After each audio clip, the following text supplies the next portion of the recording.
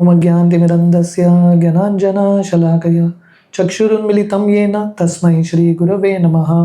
श्रीचैतन्यमनोभीष्टं स्थापितं येन भूतले स्वयं रूपा कदा मह्यं ददाति स्वपदान्तिकं। वन्देऽहं श्रीगुरो श्रीयुतः पदकमलं श्रीगुरोन् वैष्णवांश्च श्रीरूपं साग्रजातां सहगना रघुनाथान्वितं तं सजीवं साद्वैतं सावधूतं परिजनासहितं कृष्णचैतन्यदेवं श्रीराधा कृष्णपादान् सहगना ललिता श्रीविशाखान्वितंश्च। नमो ओं विष्णुपादाय कृष्णप्रेष्ठाय भूतले श्रीमते भक्तिवेदांत स्वामीति नामिने। नमस्ते सरस्वती देवे गौरवाणी प्रचारिणे निर्विशेष शून्यवादी पाश्चात्यदेशतारिणे वंचाकल्पतरुभ्यश्च कृपा सिन्धुभ्येव च पतितानां पावनेभ्यो वैष्णवेभ्यो नमो नमः। जय श्री कृष्ण चैतन्य प्रभु नित्यानंद श्री अद्वैत गदाधर श्रीवासादि गौर भक्तवृंदा। हरे कृष्णा कृष्णा कृष्णा हरे हरे, हरे राम राम राम हरे हरे। हरे Krishna. So we are still in the December month. What's the date today? 13 December. So 1st December happened to be Gita Jayanti. I think I told you last time. So Gita Jayanti is the day when Lord Krishna spoke Bhagavad Gita 5000 years ago. That's the day. So in one sense, Gita Jayanti is the birthday of Bhagavad Gita. Just like you have Janmashtami, which is the birthday of Krishna, Ram Navami, birthday of Lord Ram. Gita Jayanti is the birthday of Bhagavad Gita. So just like there are various avatars of Krishna, Bhagavad Gita is also Krishna's avatar. Krishna comes in the form of a book. So this book is not an ordinary book. This book is actually not different than Krishna. This book can be very magical. So now at this present time we have an ISKCON temple center in every part of the world. You name it, it's there. And it all started with this book. Srila Prabhupada wrote this Bhagavad Gita, and Prabhupada and his disciples, they distributed Bhagavad Gita. Just by reading this Bhagavad Gita, people's lives have been transformed. Right? So ultimately, knowledge is just not meant for information in the head. It's meant to bring about transformation. And this is the power of Bhagavad Gita. So it's a very important book. It is Krishna's message to humanity. This is like a manual. Just like now you have any device, like I have this, this collar mic that I use, Holy Land, there's a manual how to use it, right? So similarly, our body is also like a machine. This world is like a machine. So how do we stay in this world? How do we use this body? What's the purpose? Everything is discussed in Bhagavad Gita. So this is a manual that everyone needs to understand and know. So Bhagavad Gita, every verse of Bhagavad Gita is very, very important. So it's important that as Indians we try to understand. So this is like the book where we can understand spirituality properly. The foundational book in the land of India is the book of Bhagavad Gita. Last time when I came, I was mentioning this point. When Srila Prabhupada in the 1970s, Prabhupada went to UK, London to preach this message. Some of the reporters in UK asked Srila Prabhupada, why have you come here? What have you come to take? So Prabhupada said, you British people, you all ruled India for 400 years. And when you all left, you all took all the wealth of India. But you all have forgotten the most important wealth, Bhagavad Gita. I have come to give this knowledge. So the real wealth of this land of India is not Kohinoor, diamond and all that. The real wealth of the land of India is the message of Bhagavad Gita. And this is what the world is looking for. So all the problems that we have in life, we'll find solutions in the pages of Bhagavad Gita. So Bhagavad Gita has total 700 verses divided into 18 chapters, right? So I'll just give you all a little idea of these 18 chapters, a quick go through, and we will touch some of the most important verses of each of these chapters. So you'll have like a bird's view of this whole Gita. Let's see how far we reach. So chapter 1 is called Arjuna Vishada Yoga, or observing the armies on the battlefield of Kurukshetra. So from every chapter we are going to discuss only one verse, right? Actually every verse is important, but we are short of time. We'll just give you all an idea. The first verse of the first chapter, it says, Dhritarashtra Dharmakshetre Kurukshetre Samaveta Yuyutsavaha Mamaka Pandavaschaiva Kim Akurvata Sanjaya. So basically Dhritarashtra, he's asking Sanjay. So I'll not get into the storyline, but basically there was this war between the Kauravas and the Pandavas. Both were cousin brothers, but they went into a fight, because Duryodhan was hell bent on fighting. So Dhritarashtra, he was blind, Duryodhan's father, so he couldn't go into the war, but he wanted to understand what's happening. So Sanjay is the secretary of Dhritarashtra. They are sitting in Delhi, which in those days was called Hastinapur, and Sanjay is telling Dhritarashtra what is happening in the battlefield of Kurukshetra. So Dhritarashtra's question, this is the first verse of Bhagavad Gita, chapter 1, verse 1. His question to Sanjay is, after my sons, the Kauravas, and Pandu's sons, who is Pandu? Dhritarashtra's brother. After my sons and Pandu's sons have assembled in this place of Kurukshetra, which is Dharmakshetra, what did they do? So in one sense, it's a foolish question. Like now, if someone has gone to a restaurant, he's going to eat only, na? Now, if someone is on a battlefield, he's going to fight only. Why you have to ask, what did they do? Because, why is Dhritarashtra asking this? Because Dhritarashtra is worried. Kurukshetra was a Dharmakshetra. It was a holy place. So Dhritarashtra is worried, being in that holy place, in that positive vibrations, in that divine vibrations, have my sons changed their mind? And have they compromised? So this fellow, old guy, but so cunning, even at this point, he didn't want his sons to compromise. He wanted them to fight.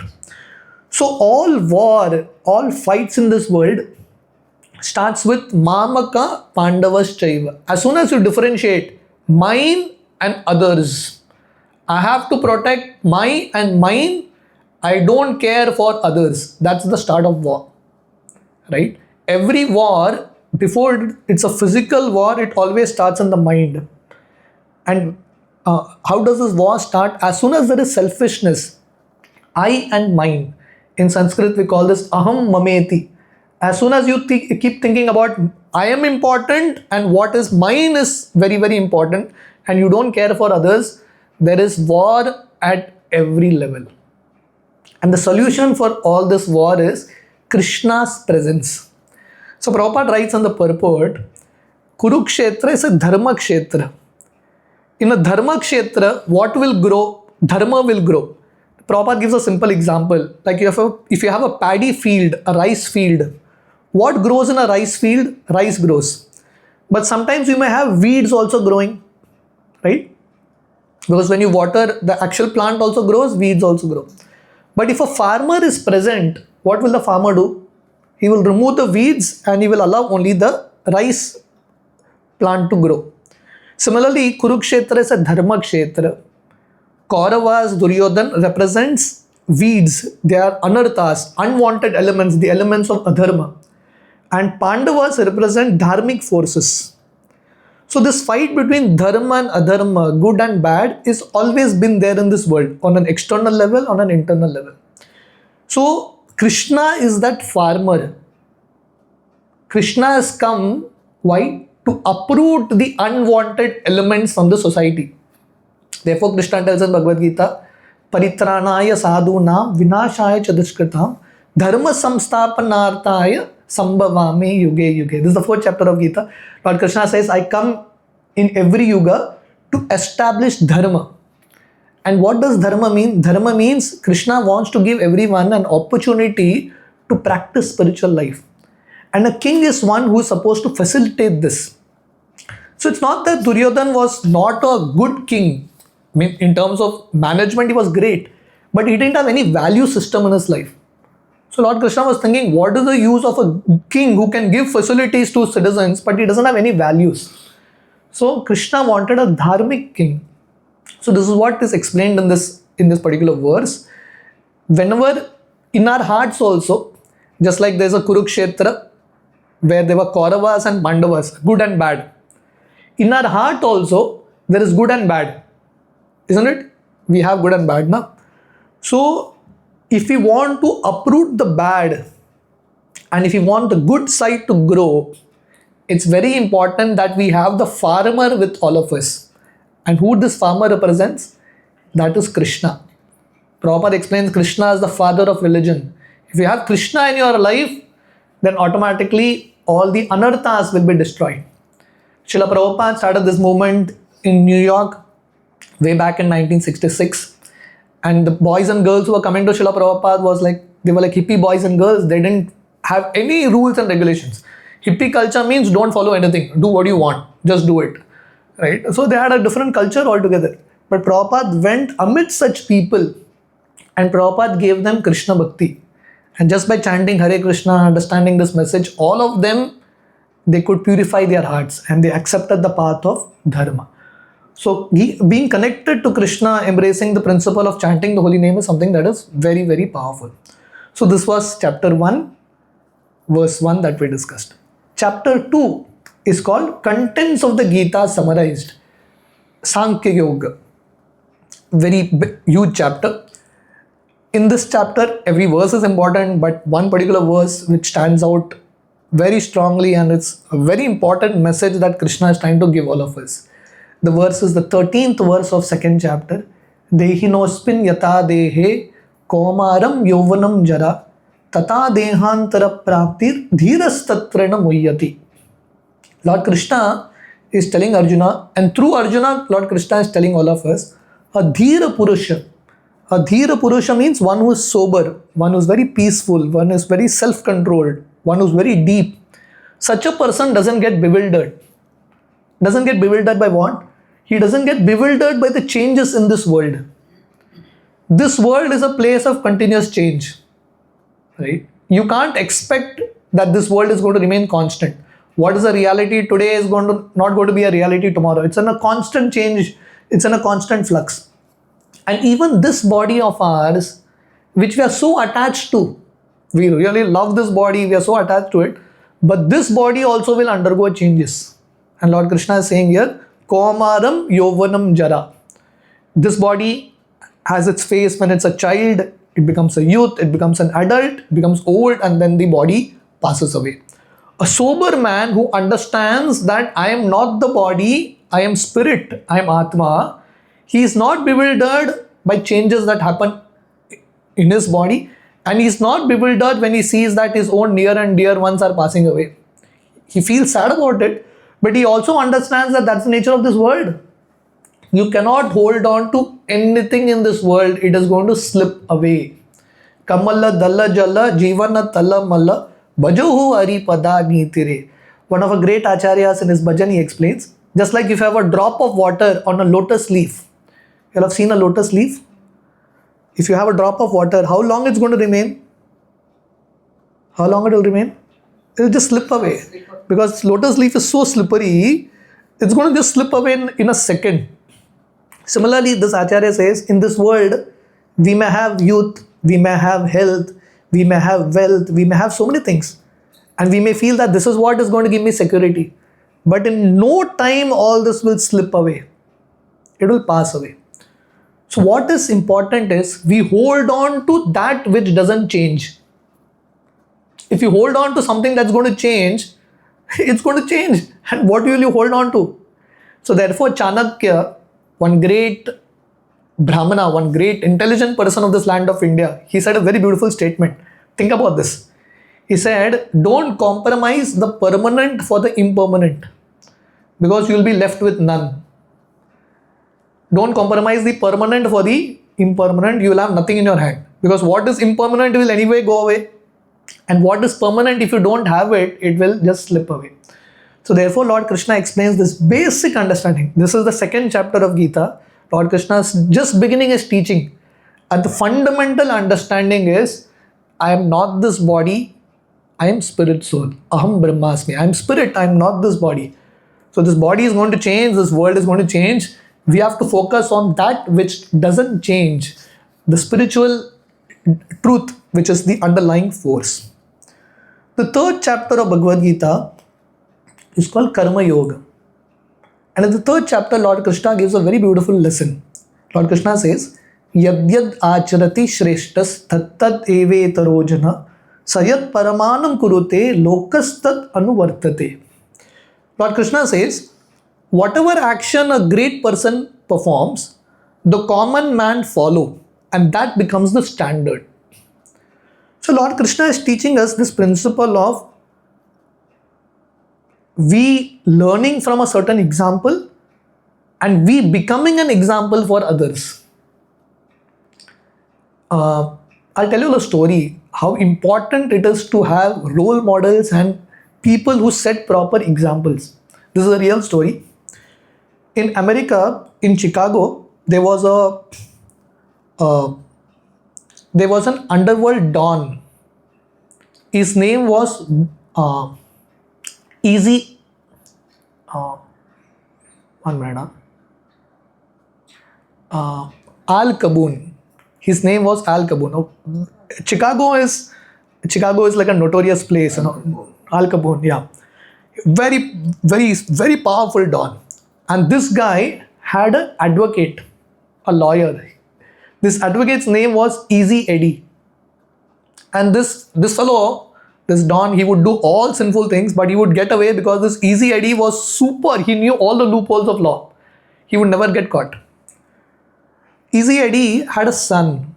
This advocate had a son, and he was thinking, I've given my son everything. He had owned private planes and, you know, big lands and everything, a huge estate, but he couldn't give a son an example because he was serving the wrong person. So he decided that I have to give my son a proper example. You know what he did? He went to the police and told all the history of Al Capone because he knew everything. Next day, the people of Al Capone, they came and shot him. Easy Eddie killed. So this is the story. The story ends here. So there's another story in US. One time, there was a US battleship called USS Lexington. There was a battleship, and there was one plane in which there was a pilot called Butch O'Hare. This fellow took off, and right at that time when he was on the sky, he understood that 7 Japanese planes were coming to bomb this whole naval ship of US. So this fellow, he didn't have too much fuel in the plane, but he knew that if I don't fight back, the whole ship is going to get blown away. So he decided, let me just go and attack. So without hardly any ammunition and very less fuel, he went and charged against this Japanese planes. Few of the planes he destroyed with his ammunition, few of the planes just by crashing on it, they destroyed it. And then the other plane just flew away. Crazy guy, they just went away. And this fellow landed back. This Butch O'Hare was awarded the top, military award in the land of US. The top award he was given. And now the airport in Chicago is called O'Hare International Airport, named after this person. And you know what's the interesting connection between these two stories? This Butch O'Hare was the son of that advocate Easy Eddie. So because his father set an example where he sacrificed his life in order to set an example, the child also understood, this is what I have to do. So it's important that we set examples. We were talking about Radhanath Swami Maharaj. Srila Prabhupada set a beautiful example of sacrifice. Srila Prabhupada's disciples also followed that same mode. So we, in some level or the other, we are all leaders, right? We at least influence someone. Parents may be leaders to children, we have some kind of influence. Someone looks upon us. So it's important that we set a proper example so that others also follow. And in this way, we can actually change the society. So Lord Krishna speaks about this principle of setting a right example so that others can follow in the footsteps. This was the 3rd chapter of Gita. The 4th chapter of Gita is called Transcendental Knowledge. Are you all okay with this style of presentation? Yes. Okay. We all like stories, but then sometimes philosophy is also needed to understand. So the 4th chapter of Gita is called Transcendental Knowledge. There's a very beautiful verse, the 9th verse of this chapter. Lord Krishna says, Janma karma cha me divyam evam yo veti tattvata tyaktva deham punarjanma naiti mameti swarjana. So Lord Krishna says, anyone who understands about Lord Krishna is talking about himself. Anyone who understands my birth, my activities, anyone who understands properly tattvata, through a proper disciplic succession, and one who understands that Krishna's birth activities are all divine. Krishna is not an ordinary person. So anyone who invests their intelligence in understanding Krishna, that absolute truth, Krishna says, such a person will not have to take birth in this world. Tyaktva deham punarjanma naiti mameti swarjana. He doesn't have to take birth. So this world, whether we accept it or not, the cycle of birth and death is continuously on. So if you want to cut this cycle of birth and death, which is actually the ultimate aim, which is called nirvana or moksha, if you want to do that, the solution is we have to think more and more about Krishna. Srila Prabhupada named this society that we belong to International Society for Krishna Consciousness. Just the name of the society suggests what the society is meant for. In this world, everyone is thinking about themselves. Just like I told you in the beginning, aham mameti. Everyone is thinking about I and mine. I conscious, me conscious. But we are supposed to shift this consciousness more and more to Krishna. When we think about Krishna's activities, pastimes, leelas, slowly we are getting liberated from this material world. This is the way. I always give this example, just like you have an examination, any examination that you have to crack, you have to pass, there is a certain syllabus you have to study, certain books you have to study, right? Only when you study those books well, you'll be able to crack that examination. These examinations are small examinations. The biggest examination is the examination of death. Whether are we going to pass that examination? What does pass that examination means? We are not going to come back again. If you don't pass that examination, you will get repeat. You will have to repeat it again and again till you pass. So if death is that examination, what is the syllabus? The syllabus is what is B? Yeah. You can be comfortable. So if death is that examination, what is the syllabus? The syllabus is understanding Krishna's pastime, understanding Krishna's Leela. Therefore, Parikshit Maharaj, you have heard of Parikshit? Parikshit is Arjuna's grandson, Abhimanyu's son. Parikshit, you can be comfortable, huh? You can spread a little. So Parikshit, he had 7 days death notice. Only 7 days left. So now if you have 7 days left, how do you prepare for this examination of death? Parikshit, for 7 days, he just sat, heard about Krishna, perfected his life and went back to the spiritual world. So Lord Krishna is telling all of us that this is real knowledge, this is the real education that is going to help us come out of the cycle of birth and death so that we can reach the spiritual world where there is no birth, there is no death. And what's the process? To hear about Krishna more and more.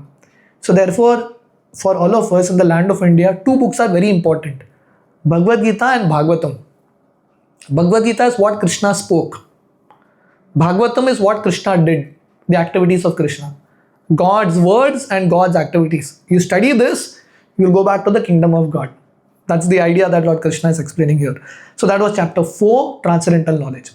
Chapter 5 is called Karma Yoga, Action in Krishna Consciousness. Again, a subject of Karma Yoga.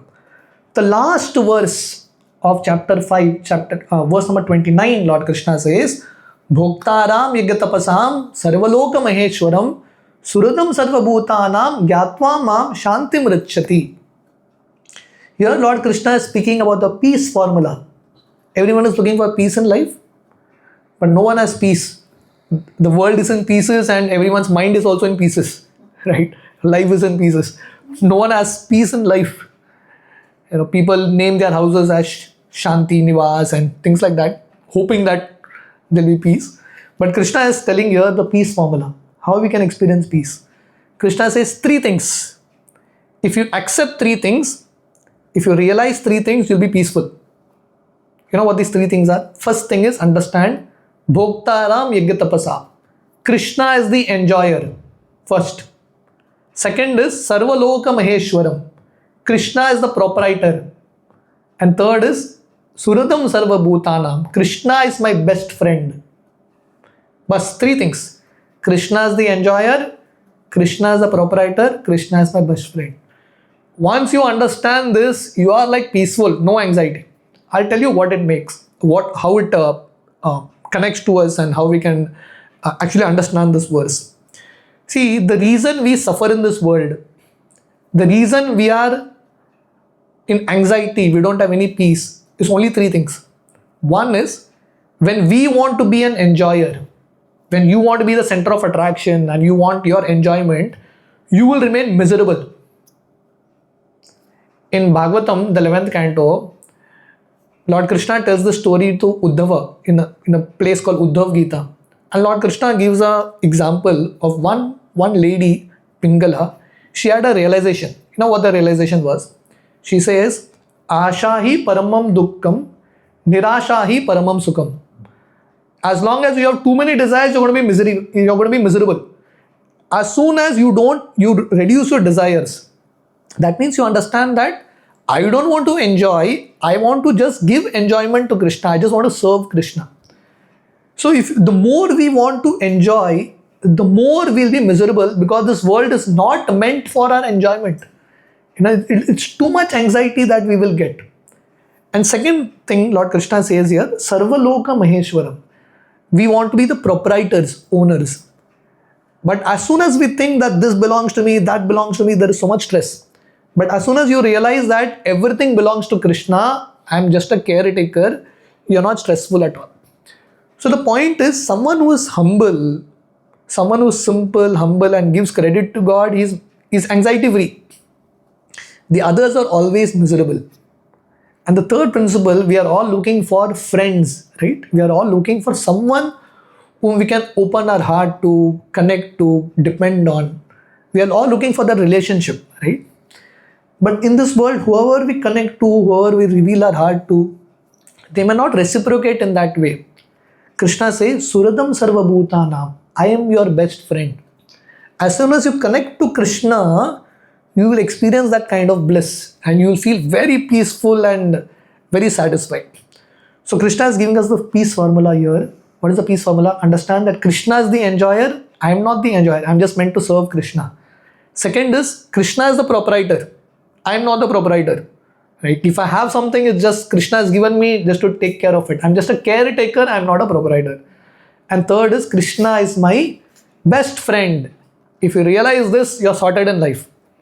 Problems may be there, but the problems are not going to bog you down. You'll not get too worried by them.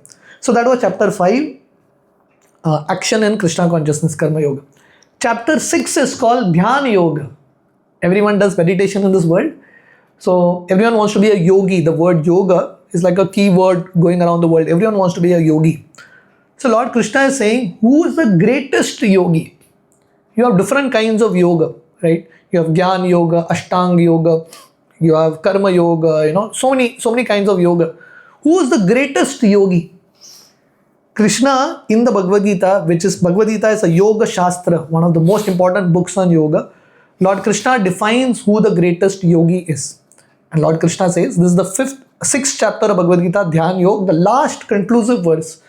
Lord Krishna says, Yoginam api sarvesham madgaten antaratmana shraddhavan bhajate yomam samayukta tamomata. So Lord Krishna says, Yoginam api sarvesham, of all the yogis, who is the topmost? One who is always thinking of Krishna, madgaten antaratmana. One who is constantly thinking of Krishna. Shraddhavan bhajate yomam. One who is worshipping Krishna with great faith, with great love. He is the greatest yogi according to Krishna. So that means, what is Krishna hinting at? Lord Krishna is saying, anyone who performs the path of Bhakti Yoga, one who connects to Krishna with the process of Bhakti, continuously remembering Krishna, such a person is the greatest yogi. Srila Prabhupada has written a book called The Topmost Yoga. And what is the topmost yoga? The process of Bhakti, chanting Krishna's name. So Bhagavad Gita, if you actually study every chapter of Gita, you will find one central message that Krishna is trying to give. And that is the message of Bhakti. Krishna is trying to inspire all of us that please follow this process of Bhakti. That was the 6th chapter. In the 7th chapter, which is called Knowledge of the Absolute, In order to do bhakti to Krishna, you have to know about Krishna, how this world works. Lord Krishna explains a very beautiful verse. Mata parataram nanyat kinchidasti dhananjaya mahi sarvam idam brotam sutre mani ganaiva. Lord Krishna says, Mata parataram nanyat. There is no truth superior to me. That means if you have understood Krishna, you have understood everything. Right? That's Krishna is the essence of all truths. And Lord Krishna is saying, even this world that we see is intact because Krishna's presence is there. And Lord Krishna gives a very beautiful example. Many people have this question now. Many people ask us, can you show me God? Only when you show me God, I believe in God. Lord Krishna is giving an answer here. Lord Krishna is saying, Sutre mani gana iva. You may have a pearl necklace. You have seen a pearl necklace? You will have pearl necklace, ladies. You may be having now. So when there's a very nicely made pearl necklace, you will not be able to see that string that is there below. That means well-crafted necklace. The string is there, but it's not visible. But it's logical, it's understood, it's inferred that if all the pearls are together, that means there is an unseen string below it. Getting it?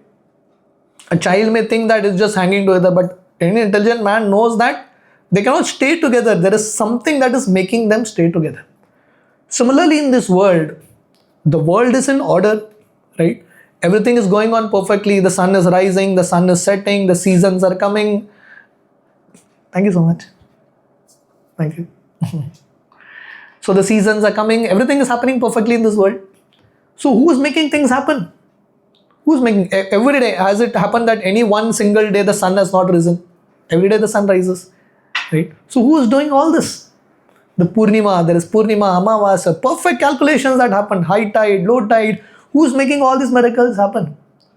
That is Krishna.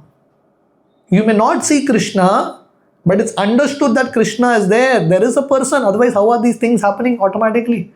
Nothing happens in this world automatically. So Krishna is that unseen factor that is making the seen factor work together. Krishna is holding all the energies together. So this is how Lord Krishna explains about himself in the 7th chapter of Gita called Knowledge of the Absolute. 8th chapter of Gita is called Attaining the Supreme. How to attain the Supreme? Very important verse. Very important chapter, and this chapter, the most important verse, Lord Krishna says, text 5, Antakale cha mameva smaran muktva kalevaram yaprayati samadbhavam yati nasti atra samshaya. Lord Krishna, just like he explained a similar verse in the 4th chapter, Lord Krishna says, whoever Antakale cha mameva, at the final moment of death, whoever thinks of me alone, ma eva means alone. If you think only of Krishna, you will go back to Krishna, spiritual world. If you think of anything else, you will have to come back. At the time of death, if you think that, oh, I want to eat one rasgulla, then you have to take birth again to eat one rasgulla. Right? So the point is, that means we have to mold our life in such a way that we reach a point where at the moment of death, we can always think of Krishna. But you know what's the catch here? That moment of death can come at any moment. So someone may say, "Tika, let me enjoy my full life, and the last moment I will think of Krishna." Is it possible? Not possible. What you have practiced, you will be able to do only that. So the moment of death can come at any moment. So therefore, practicing being connected to Krishna is very, very important. So living a life where we are constantly conscious of Krishna. Radhanath Swami Maharaj, we were discussing about him. Radhanath Maharaj has a very beautiful quote. You know what he says? He says there are 2 things that you should always remember in life and 2 things you should always forget in life. 2 things to always remember and 2 things to always forget. What are the 2 things to forget? 1, the good you have done to others, forget it. Because if you keep thinking about it, you'll become proud. And second, what you have to forget? Any bad others have done to you, forget it. Because if you keep thinking about it, you will get into depression, all kind of negative thoughts will come. 2 things to forget. And he says 2 things to always remember. You know what these 2 things are? First, remember that death can come at any moment. It can just strike at any moment. And second, therefore, constantly remember the names of Krishna. Antakale cha mameva smaran muktva kalevaram. Just remember this. So every day in the morning we get up, we should feel that probably this could be my last day. So let me utilize this day in Krishna service. Krishna has given you a bonus day to be used in Krishna service. This is the way we should live life, keeping that final moment in mind. So this was the 8th chapter of Bhagavad Gita. The 9th chapter of Gita is called the most confidential knowledge. What it is called? The most confidential knowledge. Confidential means secret. Do you reveal your secret to everyone? Your bank, whatever, the pin code or whatever. Do you reveal it to anyone? Generally, no, no. Kept very, very secret. So, but Krishna he has such a big heart. The most confidential knowledge Krishna is revealing freely. Krishna is just freely revealing it. The most confidential knowledge. And this chapter also, the 9th chapter is almost like the middle chapter of Bhagavad Gita. Krishna is explaining such beautiful verses on the path of bhakti. And then Lord Krishna says, in the 9th chapter, verse number 26, Lord Krishna says, Patram pushpam phalam toyam yome bhaktya prayachati tadaham bhakti uparatam ashnami prayatatmana. The process of bhakti is very, very simple. We saw the aim of life is to do bhakti to Krishna. And bhakti to Krishna is very, very simple. Anyone can do it, even a child can do it. And Lord Krishna is explaining a very simple thing that we can practice every day. Patram pushpam phalam toyam. Offer a leaf to Krishna, offer a flower to Krishna, offer a fruit to Krishna. If you don't have anything, offer water to Krishna with love and devotion, Krishna accepts it. I mean, can you imagine? Krishna is the Supreme Lord, but he is satisfied with simple thing. Krishna is looking for the thought. He's not looking for the thing. He's looking for the thought. At least we are giving him something. The channel of reciprocation has started. And I'll not get into the detail of these verses. And there are so many examples in scriptures. Personalities who have offered simple things. Just like we have the example of Sudama. Sudama was so poor, but he offered some simple poha to Krishna and he won Krishna's heart. So Krishna has a very big heart. Right? Anything that we offer with love and devotion, Krishna accepts it. That relation starts. So the process of bhakti is very simple. If you don't have money, if you're very, very poor, still anyone can perform the process of bhakti. What Krishna has given us, who gives us leaf, water, fruit? Krishna only gives us. So what Krishna has given us, you give it back to him with love and devotion.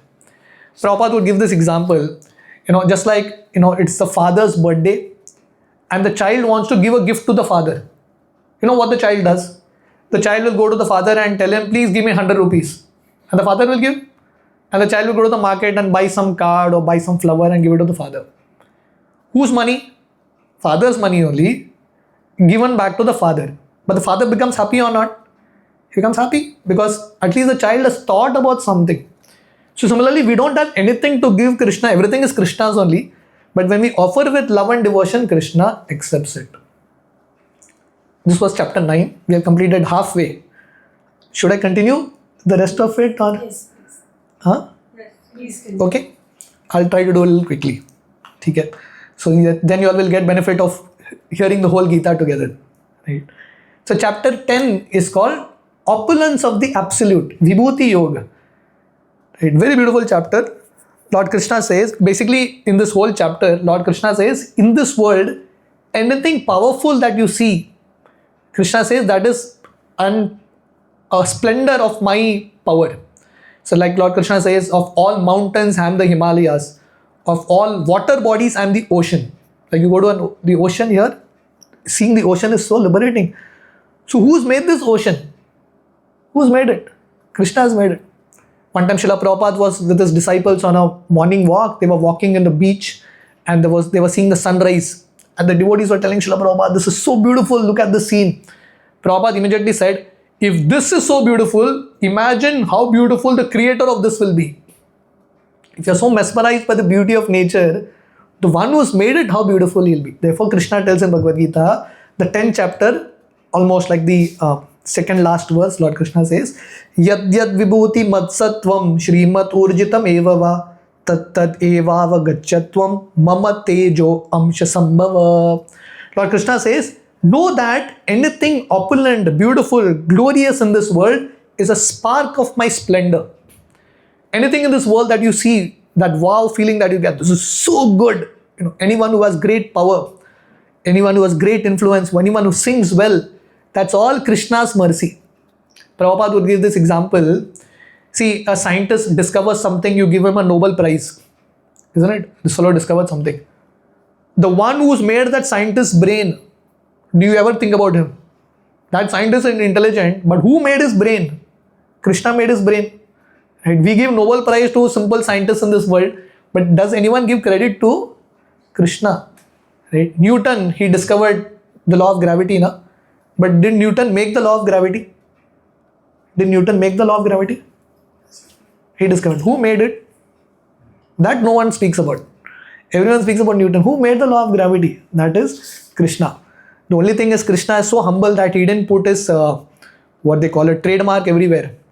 Otherwise, actually Krishna should have put trademark everywhere. On Apple, on everything, made by Krishna, made by Krishna. But Krishna didn't do that. But those who are intelligent understand that everything is a spark of Krishna's splendor. The 11th chapter of Gita is called Virat Rupa Darshan. Universal form. You know what is universal form? Have you all seen Mahabharata in your earlier days, childhood? Mahabharata serial? TV. Yeah. In our childhood, we used to watch Mahabharata serial. And we would all be waiting for Virat Rupa Darshan, universal form. Krishna shows that Virat Rupa.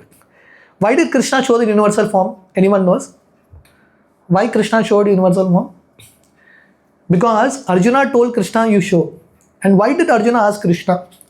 Because Arjuna knew that people in future will think that Krishna is an ordinary man. So Arjuna wanted to prove that Krishna looks like a human being, but Krishna is God. So he told Arjuna told Krishna, show me the universal form. So Prabhupada would say, this is a God test. Just like you have litmus test. If someone comes and tells you, I am also God, then you should tell him, please show me your universal form. If he can show you universal form, you accept him as God.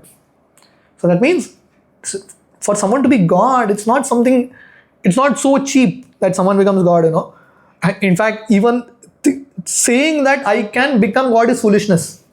God is always God. God doesn't become God. And the idea of becoming God is another foolishness. God is always God from the beginning. So Krishna showed that universal form. Huge, massive form. And Arjuna was very confused. Krishna suddenly, imagine like you're talking to someone and suddenly assumes a huge form, you'll get scared. So Arjuna got very scared. And that time Lord Krishna tells a very beautiful verse. And this is the verse that we should try to imbibe in our life. Lord Krishna says, this text 33 of the 11th chapter, Tasmat tvam uttishta yasho labasva jitva shatrum bhokshva rajya samriddham mayevate nihita purmaveva nimitta matram bhava savyasachin. You know what Arjuna saw in this universal form? See, the war has not yet started. Bhagavad Gita is before the war. After hearing Bhagavad Gita, the war starts. The war is not started. You know what Arjuna saw in the universal form? Bhishma, Drona, Karna, Duryodhan, Kauravas, all entering into the mouth of Krishna. That means what? Krishna is telling Arjuna, result is already declared. All these people are going to be finished. So Arjuna is thinking, Krishna, if result is already declared, then why I have to fight? Lord Krishna tells Arjuna, Nimitta Matra, just become an instrument in my hand. Take credit, I don't mind. Krishna gave credit to Arjuna. People think that Arjuna is the hero of the war. But Krishna is saying, I have already done it. You just become an instrument in my hand. So this is the purpose of life. If we become humble instrument in God's hands, God can do great wonders through us. We are speaking about Radhanath Swami Maharaj, very humble personality. He just gave himself in the hand of his Guru and Lord Krishna. And Lord Krishna has done so many miracles through him. We may be very small. We may be very insignificant. But if you give yourself in the hand of a right person, that person can use you. So this is the mode. See, Krishna has made all of us so that we can contribute something to this world. But for that, we have to become an humble instrument in Lord Krishna's hand. Giving credit to Krishna and not taking credit. So this is the mood of Bhagavad Gita. Just follow Krishna's will. Krishna will ultimately do it. You have to just act as an instrument in Krishna's hand. A very beautiful mood that Lord Krishna is teaching all of us. That was the 11th chapter. The 12th chapter of Bhagavad Gita is called Devotional Service, Bhakti Yoga. One full chapter devoted to the process of Bhakti Yoga. Every verse in this chapter is important. But Lord Krishna is explaining here how a devotee is very dear to Krishna. Just like in a devotee's heart, Krishna is there. A devotee constantly thinks of Krishna. Similarly, who is there in Krishna's heart? Krishna is constantly thinking about his devotees. Krishna is constantly thinking about those who constantly think about him. And Lord Krishna is saying here, which devotees are dear to me? How many of us want to become dear to God? Becoming dear to God is like the perfection of life, na? God giving you a certificate. You may have so many people in this world who give you a certificate, this, that. But the certificates in this world are all useless. You have to leave it here and go. But if God gives you a certificate, wonderful. That is perfection. And Lord Krishna is saying, which kind of person will get a certificate? What kind of devotee? Lord Krishna says, Sama shatrao cha mitre cha tata mana apamanayo shitoshna sukha dukkeshu sama sanga vivarjita tulya ninda stutirmoni santushto yena kenachit aniketa stitamatir bhaktiman me priyo nara. Bhaktiman me priyo nara. Lord Krishna says, a devotee, a pure devotee of the Lord who has these qualities is very dear to me. What qualities? Sama shatrau cha mitre cha. A pure devotee doesn't see anyone as friend, enemy. He sees everyone equally. So these are labels that we put in our own heads. And as long as we are in these labels of friend and enemy, we will never become dear to Krishna. To become dear to Krishna, you have to see everyone equally. You understand that everyone is my friend, no one is my enemy. Sama shatravacha mitrecha tata mana apamanayo. If you get honor or dishonor, you're not bothered about it. You're focused on what you're supposed to do. When someone honors you, you don't become too elated. If someone dishonors you, you don't get too depressed. You understand that I'm just an instrument. Just like we were giving this example, when a doctor, a surgeon does a successful surgery, you give credit to the surgeon, na? Do you say that knife that surgeon used was a very good knife? Do you ever give credit to that? No. Credit is given to the surgeon. So similarly, when we do something great, we understand that it is Krishna who is doing through me. I don't have to get any credit. So being equipoised in honor, dishonor. Shitoshna sukha dukkeshu. Whether it is happiness or distress, equipoised. Neither of it bothers you. Tulya ninda stutirmoni. Santushta. A person who is satisfied and who stays away from wrong association, focuses on the process of bhakti, such a person becomes dear to Krishna. So Bhagavad Gita is a manual that gives us what qualities we should develop in life. What should we be looking for? What is our ideal goal that we are looking for? And when we cultivate these qualities, we will become happy, we will make people around us happy, and we will actually give a lot of happiness to Krishna. Just like every father wants the son to be good. So Krishna is the supreme father who wants all of us to be good and develop all these qualities. So that was chapter 12. Chapter 13, which is called Kshetra Kshetragya, nature, enjoyer and consciousness. Lord Krishna gives in this chapter what are the qualities of knowledge, or what are the items of knowledge. In this world, a person who has a certain degree, who has studied, cleared certain exams, we consider them to be knowledgeable. Lord Krishna doesn't give all those things here. What are the items of knowledge? Lord Krishna says anyone who has divine qualities in their life, such a person is knowledgeable. And Lord Krishna says if you don't have these qualities, there is no knowledge, there is only ignorance. And what are these qualities? Lord Krishna gives a huge list. I'll just share with you some verses. Lord Krishna says, Amanitvam adambitvam ahimsa shantir arjavam acharyo pasanam shaucham stairyam atma vinigraha. This is a huge list of 20 qualities Lord Krishna gives. I'll just share with you all a few. Lord Krishna says, Amanitvam. Amanitvam means humility. If you have knowledge, you will be humble. In English, there's a saying, a tree that has fruits is always bent down. A tree that has no fruits will stand very tall. But a tree which has fruits, which is mature, will be humble. So developing humility is the most important requisite of knowledge. If you have knowledge and you are arrogant, that means you are a fool. You don't have knowledge at all. Right? So knowledge means humility. Adambitvam, no pride, pridelessness. Ahimsa, non-violence. You don't hurt others on any level, right? Being very simple, So this should be the parameters that guide our life. Speaking in such a way that we don't hurt others, doing things in such a way that we don't harm others. Ahimsa. Shantir means tolerance. Whatever comes, you tolerate. Arjavam, simplicity.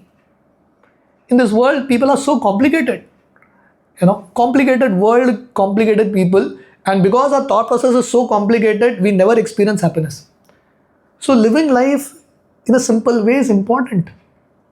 We're speaking about Radhanath Swami Maharaj. We were hearing so many things about him. Radhanath Swami Maharaj, he has like centers around the world. But for the last 40 years, now also he lives in one small room. That's it. Very simple dress. So living life in a very simple way, in a very detached spirit is very, very important. Acharyopasanam. That means you always approach a superior person, a bona fide guru, and surrender to him. Shaucham, cleanliness, internal, external. Sthairiam, sthairiam means steadfastness. Atma vinigraha, sense control. These are just few. Lord Krishna gives a whole list of qualities. And Lord Krishna says, if you have these qualities, you have knowledge. If you don't have these qualities, you are in ignorance. So Lord Krishna doesn't give value to information. Lord Krishna defines knowledge means transformation. What is your character? If you don't have character, then your knowledge is useless. Your head knowledge is useless. It's not going to take you anywhere. So becoming a good human being is, with divine qualities, is something that is very, very important. So that was chapter 13. Chapter 14, we'll try to do it quickly now. I don't want to keep you all too long also. Chapter 14 is called the three modes of nature. You all have heard of the three modes of nature? You all have heard of these three modes? Sattvagun, Rajagun, Tamagun? Yes. Heard of it? Goodness, passion, ignorance. So we are all governed by three modes. Sometimes goodness, sometimes passion, sometimes ignorance. Rajagun, Sattvagun, Tamagun. But Lord Krishna says, what is the aim of life? The aim of life is to go beyond the three modes. Like in a journey of the self-discovery course, we give you all this example. If you have a choice that you're going to be bound by a chain, hatkadi they call it, which chain you would prefer? A gold chain, a golden shackle, silver shackle, ya iron shackle? Nimi Mataji, what shackle you want? What chain? I don't want. You don't want any. Good. Right? So these three modes are like shackles for us. The mode of ignorance is like a iron shackle. The mode of passion is like a silver shackle. The mode of goodness is good, but that itself is a shackle. It's a bondage. So the purpose of life is we have to get rid of these three modes. As long as we are in the three modes, this material world, we will be bound in this world. If you want liberation, we have to get rid of it. And how do you get rid? Everyone wants to break free of bonds, na? Everyone wants liberation on every level.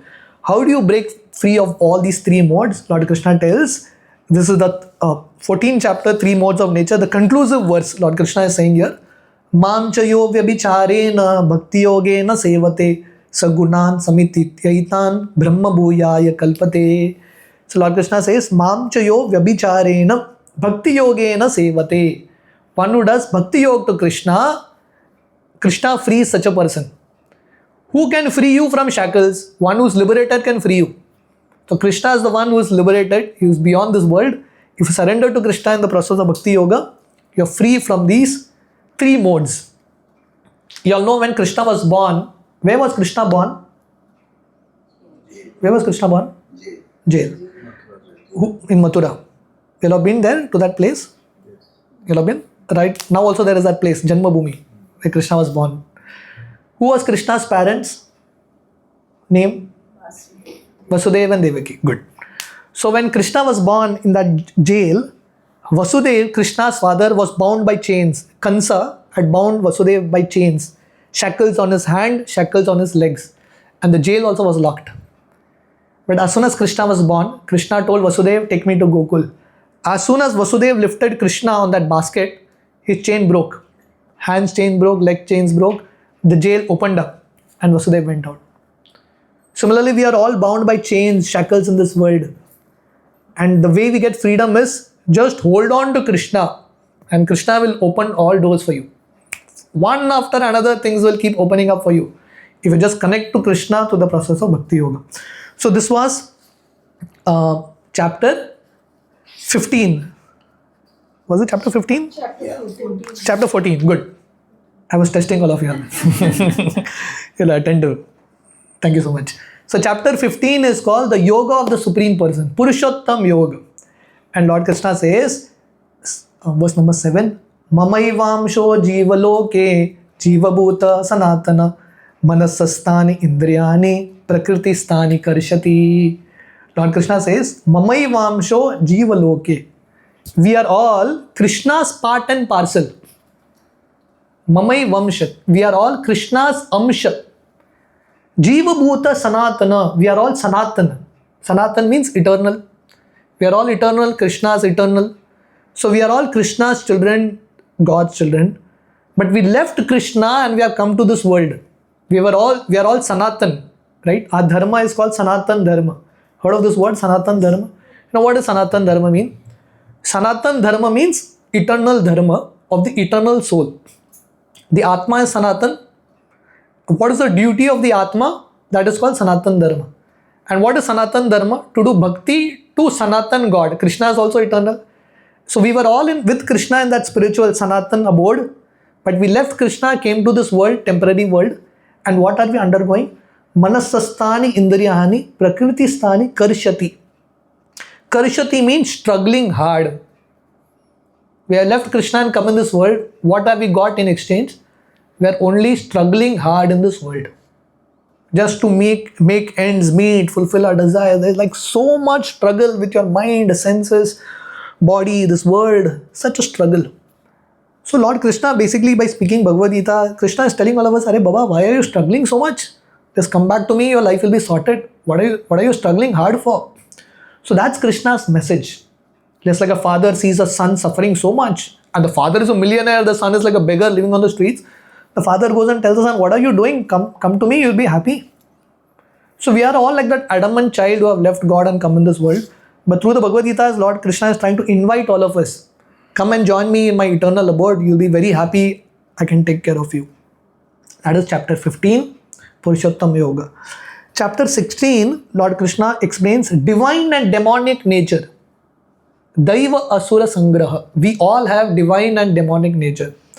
So Lord Krishna says we have to curb the demonic nature and make the divine nature thrive. And in this chapter, Lord Krishna explains a very beautiful verse. This verse number 21, he says, Trividam narakasyedam dwaram nashanam atmana kama krodhas tata lobhas tasmat etatrayam tyajet. Lord Krishna says there are 3 doors to hell. If anyone wants to go to hell, there are 3 doors to hell. What are the 3 doors to hell? Kama, Krodha, Tata, Lobha. Lord Krishna says 3 doors that will destroy your life. Lust, Kama, anger, Krodha, and third is greed. These are royal doors to hell. And Lord Krishna says, Tasmat etam trayam tajet. So those who are intelligent will give up these 3 things. Will give up greed, will give up lust, will give up anger, and will perform bhakti to Krishna, because these 3 things are very, very degrading. So when we are in the right association, we develop good qualities. If in the wrong association, then these 3 things will get more and more fueled. That was the 16th chapter, right? The 17th chapter, just a minute. That was chapter 16. Chapter 15, which verse we did? Purushottam Yoga. We saw Mamaivamsho Jiva Loke. You know, how we are struggling in this world without Krishna. Chapter 17,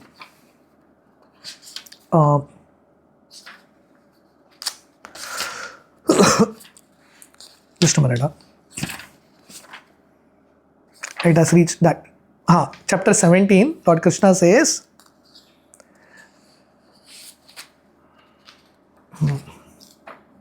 put a bookmark for chapter 18.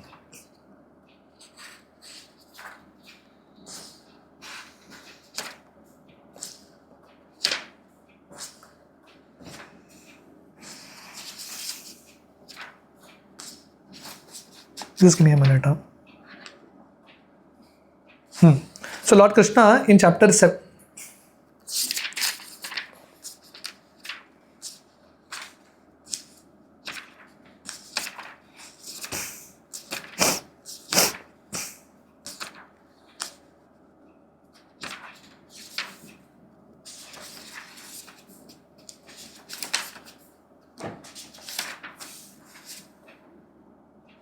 So chapter 17 is called Divisions of Faith.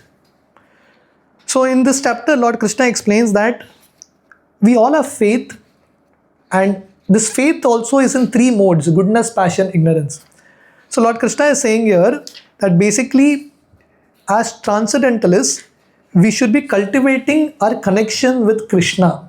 So in chapter 17, the conclusive verses, Lord Krishna is saying here, Sadbhave sadhu bhave cha sad iti etat prayojyate prashaste karmani tata सच शब्द पार्थ युज्यते यज्ञे तपसि धाने च स्थिति सद इति चोच्यते कर्म चैव तद अर्थीयम सद इति एवा विधीयते.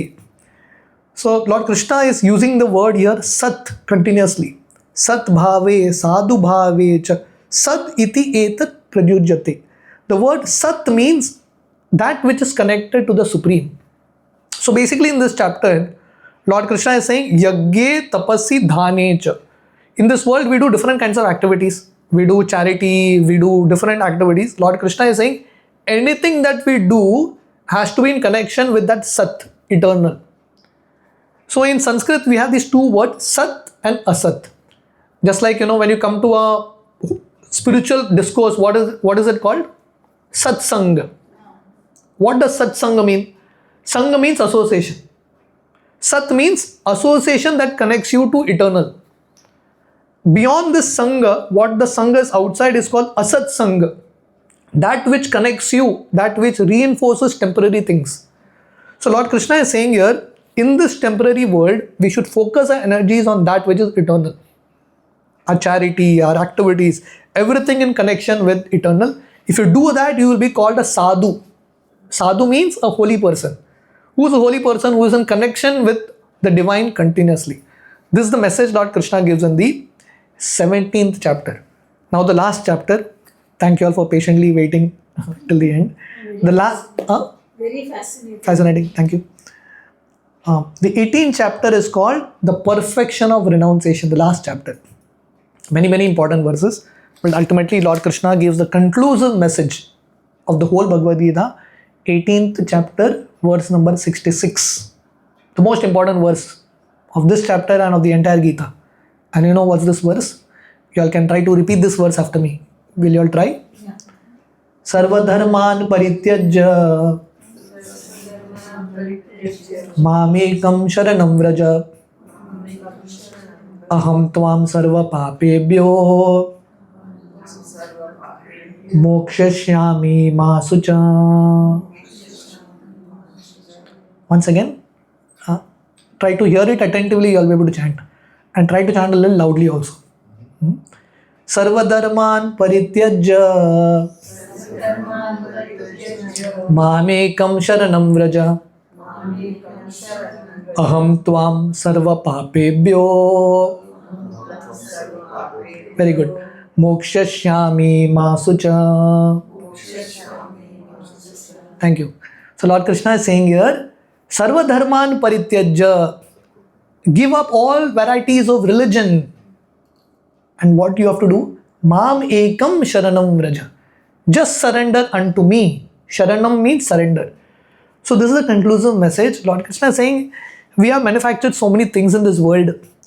Lord Krishna is saying, all that is good. Do your duties. It's not that Lord Krishna is saying, give up your duties. Lord Krishna is saying, do it. But understand what's your most important duty. Understand what's your most important duty. And what's the most important duty? Surrendering to Krishna. Mamekam sharanam vraja. Because at the final moment of death, no one is going to help us. It's only Krishna. So we have to surrender to Krishna. And Lord Krishna says, if you surrender to me, what will happen? Aham tvam sarva papebhyo. We have done a lot of papa. Right? Knowingly, unknowingly, there is unlimited stock for us. So Lord Krishna is saying, don't worry. I will take care of all your sinful reactions. Mokshashyami. I liberate you. Ma suchaha. Ma Sucha means do not fear. Ma Sucha means do not fear. Just like a child is very scared, father tells, don't worry, I am there. So Krishna is giving his assurance. Don't worry. Just surrender unto me, I will take care of you. So this is Krishna's message in the Bhagavad Gita, where Lord Krishna is basically, I give you all an idea of the Gita, but if you read every verse, every chapter, every purport, every translation, you will see this message vibrating very strongly, where Krishna is inspiring all of us to surrender to him through the process of bhakti. Surrender to Krishna means chanting Krishna's name, reading Krishna's Bhagavad Gita, associating with Krishna's devotees, and having Krishna's prasad, which everyone likes. Right? So that's the message. Just yesterday, in our Sharam ashram, we had a group of foreigners who came. These foreigners they stay in Cancun. Like first time they're coming to our place, and they were like, they were asking questions, I was answering. They were like so much absorbing, so eager. They're going to come for a retreat for 2-3 days just to stay and understand. They had so many questions about spirituality, and they're connecting. They were telling me, let's do more kirtan. How Krishna attracts people's heart it's very, very magical. Someone is from Ireland, someone is from Finland, someone is from UK, and all these personalities are coming together and they're connecting to Krishna. So it's very important that we try to connect to Krishna through the process of bhakti, then we'll achieve whatever we want.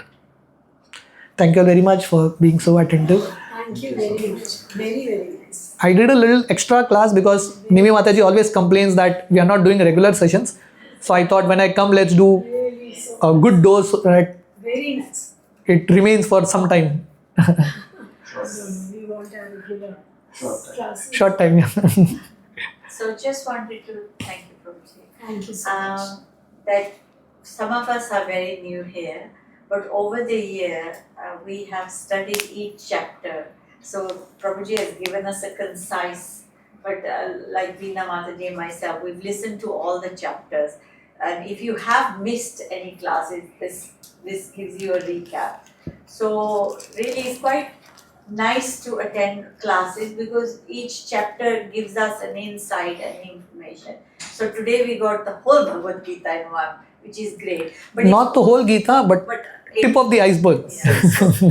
But The when essence, we yeah. discuss individuals, each class is very in-depth and Yeah. very meaningful.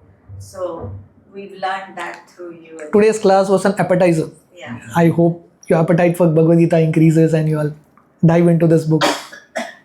Thank you all very much. I'm very grateful to all of you. I will become regular again. I'm always regular. That's a big question. We were regular.